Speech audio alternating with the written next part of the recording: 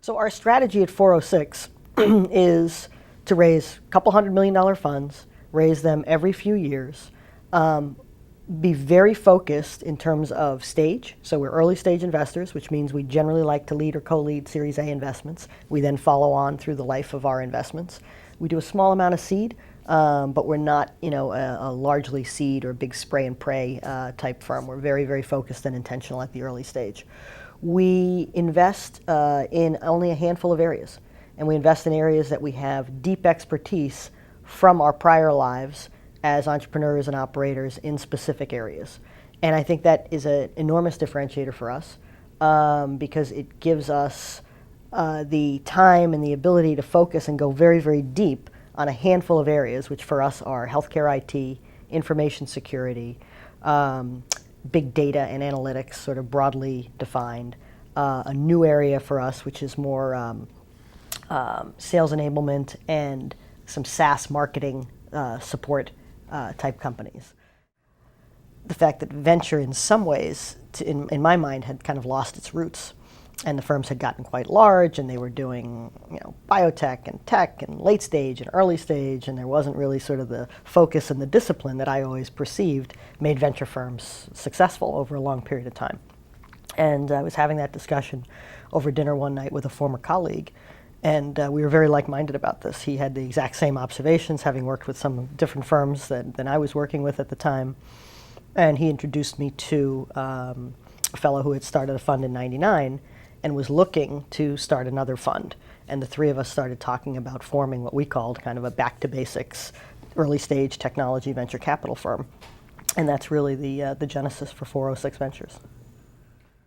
I think the single, most important thing is who you're doing this with, right? The complementarity of that partnership.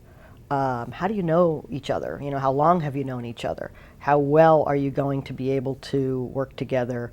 How well are you going to be able to take the ups and downs of fundraising, which for a first-time fund can be considerable? And what are you each bringing to the table in terms of areas that you should be like-minded, but some diversity of thought that creates a really rich decision-making process and framework. And in my case in particular, I kind of came up through the sales and marketing ranks. I had a background in information security and technology more broadly defined. My founding partner, Larry Begley, had a background in finance and operations, which was highly complementary to mine. And then we were looking for somebody who actually had professional investing experience. And so our founding partner, Liam Donahue, had done that. Right? He had been in the venture and private equity world for 15 years at the time that we intersected with him, and had done venture investing for many years of that, had a successful track record. So there was a really intentional complementarity to the way we built that initial partnership. And it wasn't until we were raising our third firm and we knew we were going to hire a couple of more people that I looked at my partners and I said, I just get this question too often, not to sort of suggest that we really make it a goal, to take our time, not in any way relax our standards, but take our time, even if it takes us longer, to check all of our boxes, bring in somebody hugely talented, but let's really try for either a woman or some candidate that would represent more diversity than is in our firm today. And we did that, and it wasn't hard to do, right? But just sort of starting with that mindset, and there was abundant agreement. It was like absolutely, this is we're all sort of kind of ashamed of it, but in the venture business, you don't have an opportunity to necessarily fix that problem on a daily basis. Yeah, I mean the first thing is be prepared to go on a long journey. Showing up as a first-time fund, people are trying to get to know you. They're trying to understand the strategy. Then they've got to, backdrop that against, okay, what do we need to fulfill sort of our private equity vision within this institution? Does this firm actually fit that? Let's bake it off against, many other firms that claim to have the same strategy. And so that process can take anywhere from a year to 2 years. And I think that's fairly typical of a first-time fund, unless you're raising just a small fund, maybe a $20 or $30 million fund. We were raising, we had targeted $150 million for our first fund, and so that process took us about 15 months. The second fund We went out to start raising in 2010. It was a very, very difficult time to fundraise, and we still didn't have a lot of realizations. A lot of our companies in Fund 1 were doing well, but they were tiny still, and they weren't, we hadn't had IPOs, and we hadn't had any M&A activity, and so without realizations, on your prior fund, there was definitely a let's take a wait and see attitude. And so that fundraise took us, over 2 years.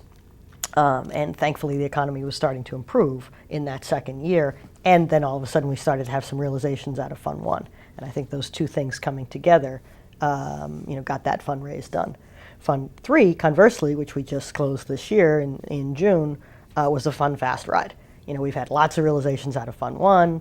There's very irrefutable evidence that says that fund's going to be a winner. Fund 2 is tracking at approximately double where Fund 1 was at its same size and stage.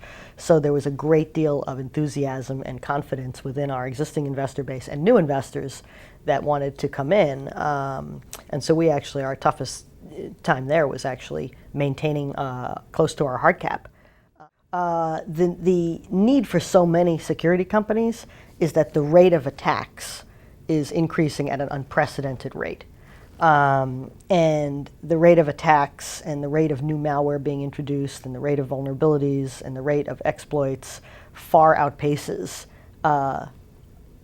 any organization's ability to combat that.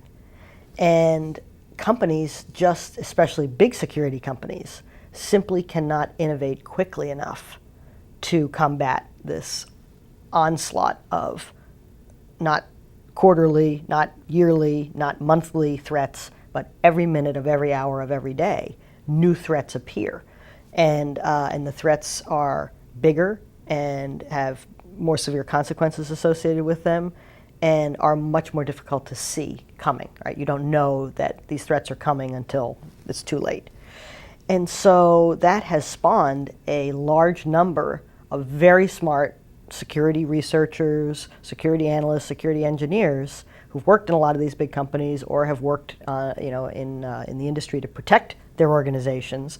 And they're forming companies around problems that they've lived where they know that there aren't solutions. And that's what makes it such an exciting and such a dynamic place to invest. And I think there's the biggest change in the last decade is the recognition that there is no such thing as keeping hackers out of your environment. If they want to get in, they will get in. And with that change came a recognition that maybe we shouldn't be spending all of our security budget keeping people out. Maybe we should just accept the fact that no matter what we spend, they are going to get in from time to time. Therefore, we should spend some of that budget on alerting mechanisms and on technology that limits their ability to exfiltrate information once they're in.